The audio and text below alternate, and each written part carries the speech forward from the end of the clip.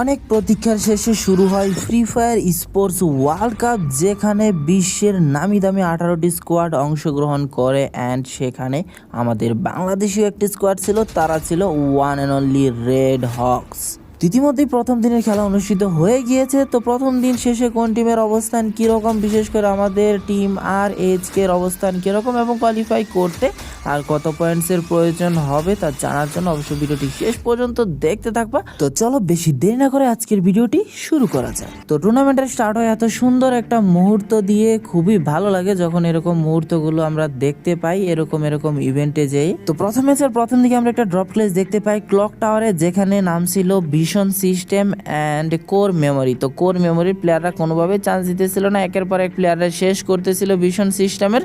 last আরেকটা player কোনোভাবে এখানে বাইচে গেছিল, বাট ওরা স্পট করে ফেলে, যার কারণে ম্যাচের যখন 1 মিনিট চলতেছে ওই টাইমে ভাই